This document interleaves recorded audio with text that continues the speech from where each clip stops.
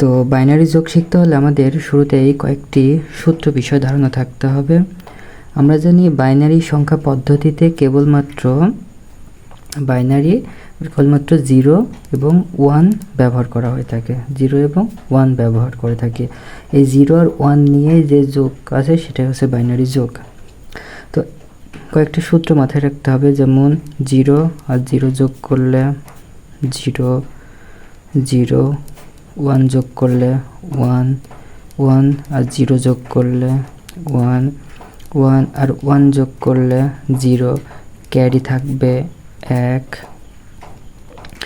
1, 1, 1 যোগ করলে 1 এবং ক্যারি থাকবে 1, 4টা 1 যদি পরপর থাকে যোগ করলে 0 হবে এবং সি থাকবে 2, আর 2 বলতে 10কে নির্দেশ করবে।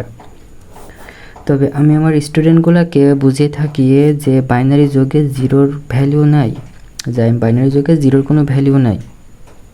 যেমন এখানে 0 আর 1 যোগ করলে 1 হয়ে যাচ্ছে, 1 আর 0 যোগ করলে 1 হয়ে যাচ্ছে। 2 1 0, 2 1 0, হাতে থাকে 1, 3 1 1, হাতে থাকে 1, 4 1 0, হাতে থাকে 10। এইভাবে মুখস্থর মাধ্যমেই মনে রাখছি। তো আমি কয়েকটি উদাহরণ পরপর রাখার চেষ্টা করব। 5টি অঙ্ক রাখছি আমি। তার প্রথম অঙ্কটি হচ্ছে 1 0 1 1 1 1। বাইনারি বিয়োগ করতে গেলে ছোট বড় সংখ্যা ঠিক রাখতে হয়। সর্বদা আমরা বড় সংখ্যা থেকে ছোট সংখ্যায় বিয়োগ করতে হবে, কিন্তু যোগের ক্ষেত্রে এমন কোনো সমস্যা আসবে না। তাই এটা ছোট সংখ্যা, তো এটা বড় সংখ্যা, কোনো সমস্যা নেই যোগের ক্ষেত্রে। তো 2 1 কী হবে? 2 1 0, 2 1 0, হাতে আছে 1, 2 1 0, হাতে আছে 1, সেই 1 এর সাথে যোগ হবে। আমরা 0 ধরবো না, বাইনারি যোগে 0কে ধরবো না। তাহলে 2 1 0, হাতে আছে 1, আবারও কিন্তু 2টা 1 হচ্ছে, কারণ আমাদের হাতে আছে 1 আর এখানে আছে 1, তাহলে আমাদের এখানে মোট 2টা 1 হয়ে যাচ্ছে।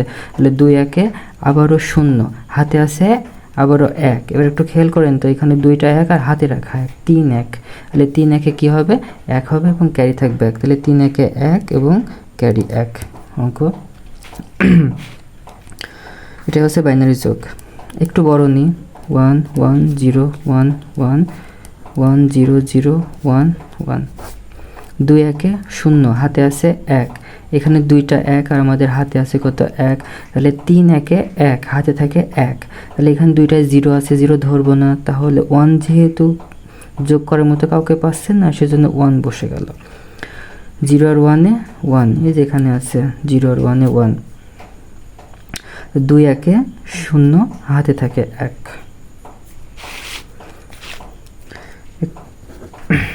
এবার একটা যোগ দেখি।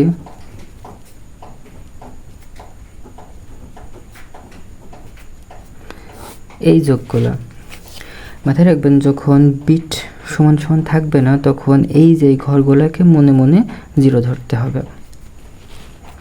তাহলে 2 1 0, হাতে আছে 1, এখানে তো 2টায় 0, তাহলে ওই একটা যোগ হচ্ছে 0-র সাথে, 0-র সাথে 1 যোগ করলে 1ই হবে। 2 1 0, হাতে থাকে 1, আবারও সে 1 এখানে বসে যাচ্ছে। 0 আর 1 1, তাহলে এগুলো যেহেতু আমি 0 ধরছি, তাহলে 0-র সাথে এদের যোগ করলে এটাই নেমে আসবে। এবার 2টা দশমিকের বাইনারি যোগ দেখাই। দশমিক থাকবে ভিতরে।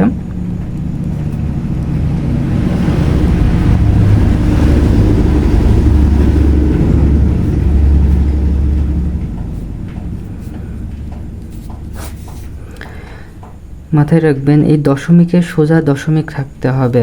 অঙ্কটা যদি এমন হয় যে 1 0 1, এর সাথে যোগ করতে বলা হচ্ছে, এটার যোগ করতে বলা হচ্ছে, তো আমাদের আরও একটা সংখ্যা বাড়াইলাম, তাহলে দশমিকের সোজা দশমিককে রাখতে হবে। দশমিক আছে এইখানে, দশমিকের পরে আছে 4টা সংখ্যা, আর দশমিকের আগে আছে 2টা সংখ্যা। তাহলে এই ঘরটা অতিরিক্ত আছে, তাহলে এই ঘরটাকে 0 ধরতে হবে। এই 2টা ঘর ফাঁকা মনে আছে, এই 2টা ঘরকে 0 ধরতে হবে। ঠিক তেমন এই ঘরটাকে মনে মনে 0 ধরতে হবে। 0 1 1 1 0 1, 0 1 এ 1, 0 1 এ 1, দশমিক 1 1 এ 0 হাতে আছে 1, আবারও 2 1 এ 0 হাতে আছে 1, আবারও 0 0 এ 0, 0 1 এ 1, সরি এখানে একটা ভুল করলাম, 2 1 এ 0 হাতে আছে 1, 2 1 এ 0 হাতে আছে 1, তাহলে সেই একটা এই ঘরে দুটা 0 সাথে যোগ হয়ে বসে যাচ্ছে এবং 0 আর 1 এ যোগ 0 আর 1 যোগ করলে 1, 2 1 এ 0 হাতে আছে 1। তাহলে এখানে উদাহরণস্বরূপ বানানো যে সেই অঙ্কটা করা যায়। তো এটা মনে মনে 0 দেওয়া আছে, তাহলে 0 আর 1 এ 1, 0 0 0, 0 আর 1 এ 1, 2 1 এ 0 হাতে আছে 1, সে 1 এই দুটার সাথে যোগ হবে, তাহলে 1 হয়ে যাচ্ছে, দশমিকের নিচে দশমিক, 2 1 এ 0 হাতে আছে 1, সেই 1 এখানে থাকলো আর এই 0 সাথে যোগ হলে 1 হচ্ছে, আর 1 করতে 1। তো আমি এখানে 5টা বাইনারি যোগ দেখিয়েছি, আপনারা অবশ্যই অনেক বড় বড় যোগগুলা করবেন, চেষ্টা করবেন এবং সমস্যা হলে আমার ইউটিউব চ্যানেলের কমেন্ট বক্সে অবশ্যই জানাবেন। আসসালামু আলাইকুম।